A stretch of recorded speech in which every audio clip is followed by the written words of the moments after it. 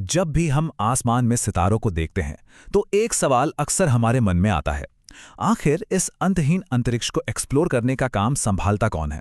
क्या कोई एक ही वर्ल्ड ऑर्गेनाइजेशन है जो ये सब कुछ कंट्रोल करती है? तो चलिए आज इसी सवाल का जवाब ढूंढते हैं। तो सीधा मुद्दे पर आते हैं। सवाल ये है कि क्या सच में पूरी दुनिया के लिए कोई एक ही स्पेस एजेंसी है जो सारे स्पेस मिशंस को चलाती हो? इसका जवाब बहुत सीधा सा है और शायद थोड़ा चौंकाने वाला भी। नहीं, कोई एक सिंगल ग्लोबल स्पेस एजेंसी है ही नहीं। लेकिन कहानी यहीं खत्म नहीं होती। जवाब नहीं है इसका मतलब ये नहीं कि बात खत्म हो गई। असल में असली कहानी तो अब शुरू होती है, जो इससे कहीं ज्यादा इंटरेस्टिंग है।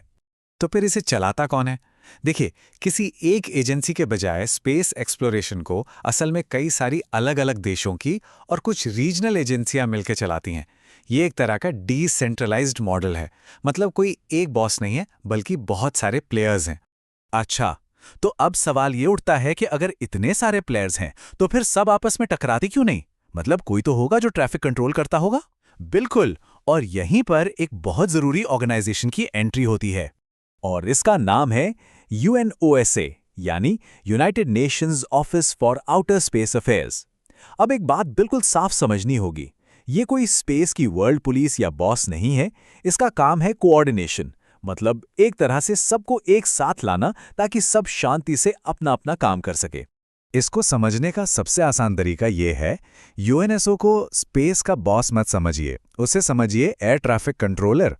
जैसे एयरपोर्ट पर एटीसी ये तय करता है कि कौन सा प्लेन कब उड़ेगा और कब लैंड करेगा, वैसे ही यूएनएसओ ये देखता है कि स्पेस में देशों के मिशंस आपस में न टकराएं और सब कुछ आराम से चलता रहे। तो कोऑर्डिनेटर की बात तो हो गई, अब मिलते हैं उन असली प्लेयर्स से, वो बड़ी बड़ी एजेंसियां जो स्पेस में कमाल कर रही हैं। इनमें कुछ नाम तो हम सब जानते हैं ना। अमेरिका की नासा, रूस की रोसकॉस्मोस, चीन की सीएनएसए और हाँ, हमारे देश की शान इसरो और जापान की जैक्सा। ये वो बड़े नाम हैं जो हमेशा स्पेस की दुनिया में सुर्खियों में रहते हैं। पर रुकिए, लिस्ट यहीं खत्म नहीं होती। और भी बहुत से देश हैं। कनाडा, फ्रांस, जर्मनी, यूके, यहाँ तक कि यूएई और साउथ अफ्रीका भी इस रेस में शामिल हैं। मतलब सच में स्पेस एक्सप्लोरेशन अब एक ग्लोबल एफर्ट बन चुका है। अब देखिए, ये देश सिर्फ अकेले अकेले काम नहीं कर रहे हैं। स्पेस मिशंस मतलब बहुत ज़्यादा महंगे और कॉम्प्लेक्स होते हैं, तो कई बार एक साथ मिलकर काम करना ही सबसे अच्छा तरीका होता है। और यहीं पर आती है गठबंधनों की ताकत।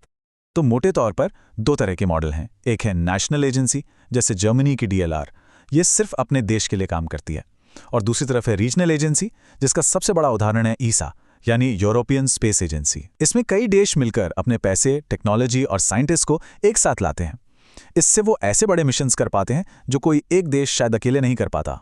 और ईएसए की बात करें तो ये नंबर देखिए, 23। जी हाँ, पूरे 23 देश मिलकर ईएसए को चलाते हैं।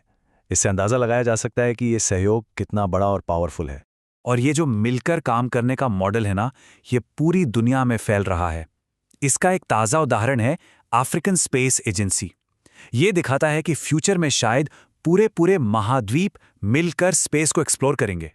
तो इतनी सारी एजेंसीज और मॉडल्स की बात करने के बाद इसका निचोड़ क्या है? मतलब मेन टेकअवे क्या है? तो देखिए, सबसे बड़ी बात यह है कि स्पेस पर किसी एक का कंट्रोल नहीं है। ये एक बहुत बड़ा नेटवर्क है जिसमें अलग अलग देश और ग्रुप्स ऑफ कंट्रीज अपने अपने तरीके से काम कर रहे हैं, और यूनोसा बस ये पक्का करता है कि सब कुछ ठीक ठाक चलता रहे। तो आज की तारीख में दर्जनों एजेंसियां हैं जो स्पेस में आगे बढ़ना चाहती हैं। ऐसे में एक बहुत बड़ा सवाल सामने आता है, स्पेस एक्सप्लोरेशन का अगला चैप्टर कौन लिखेगा? आपसी सहयोग या फिर तगड़ी कंपटीशन? खैर, इसका जवाब तो हमें आने वाला वक्त ही बताएगा।